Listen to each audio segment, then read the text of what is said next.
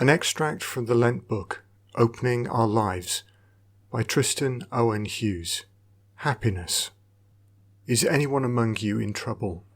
Let them pray. Is anyone happy? Let them sing songs of praise. Is anyone among you ill? Let them call the elders of the church to pray over them and anoint them with oil in the name of the Lord. And the prayer offered in faith will make the sick person well. The Lord will raise them up. If they have sinned, they will be forgiven. Therefore confess your sins to each other. Pray for each other, so that you may be healed. The prayer of a righteous person is powerful and effective. James, chapter 5, verses 13 to 16.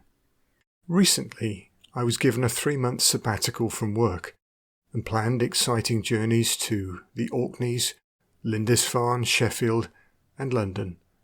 Unfortunately, a recurrence of a back injury put an end to all that. The journey of recovery that I faced was far from the travels I had expected. In the Bible, characters rarely embark on joyous and easy journeys. We don't read stories of Moses on an uplifting family holiday, or Elijah having fun nights out with his friends. Instead, they're often thrown into journeys they didn't expect by challenges, disaster, or grief. The conclusion of those travels is never that they discover happiness through escaping their troubles. Rather, through those turbulent journeys, God's love transforms and heals. Sometimes characters even change their names to show such a transformation. Abram becomes Abraham. Simon becomes Peter. Saul becomes Paul. It is not that God is a sadist who throws us into times of despair, but when we do face hardships, He stands alongside us and is able to give us a hope that the world alone cannot give us. This challenges us and changes us. Yet our world often views happiness as our ultimate attainment, as the one thing that will lift us from our misfortunes. Most of us know that chasing happiness will invariably lead to frustration or disappointment.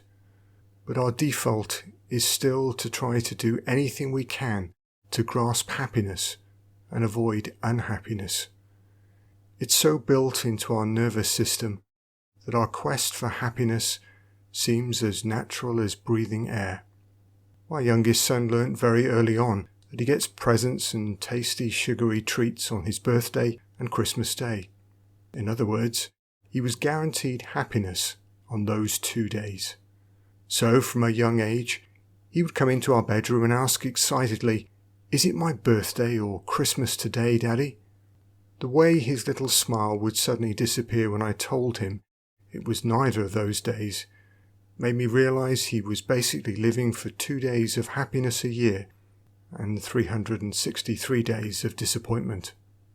This desire for happiness, this worshipping of pleasure, doesn't stop as we grow older, but continues apace. I've started taking a shortcut to the shops from my house, through a patch of woodland. It's a beautiful little walk, except for one thing. Each evening dozens of empty energy drink cans are left behind by young people, chasing a little hit of happiness. None of us is immune to this chase. We may not enjoy the kick of energy drinks ourselves, but we may, for example, be lifted daily by the little shots of dopamine in our brains every time our mobile phones ding. In fact, businesses and companies build fortunes on manipulating our minds to believe that happiness should be our ultimate aim. Fast food outlets entice our children with Happy Meals, just as pubs and bars urge us as adults to take advantage of their happy hours. When we face difficulties or tragedy, we realize how futile this race for happiness is. In our passage today, James writes to the early church communities, encouraging them to support those who face troubles, worry, or illness. In his letter, he commends supporting others with compassion and love, but also with prayer, so our attention is continually with those who are facing troubles.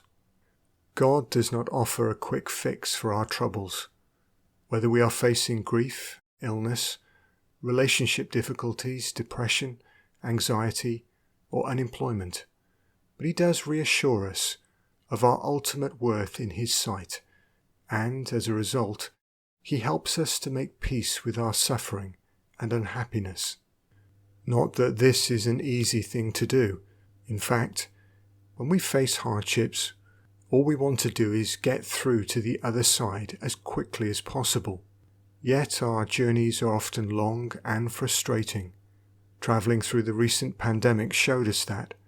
Sometimes it may seem as if we can see no light at the end of the tunnel, but that is because the tunnel is never straight.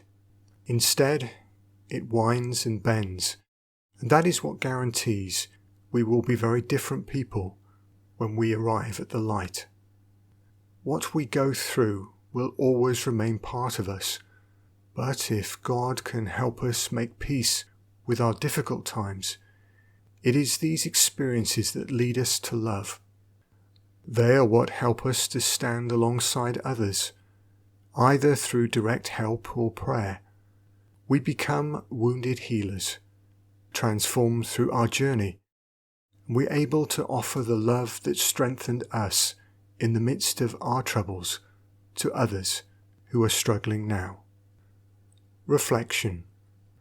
Take a moment of silence to consider what you've been through, however long your journey in darkness has been or continues to be. Think of how your experiences have already helped others and could help share God's love with others in the future. Pray in your heart that you are given strength. First, to reach out to others to ask for love, support, and prayer. And second, to reach out to others to offer love, support, and prayer.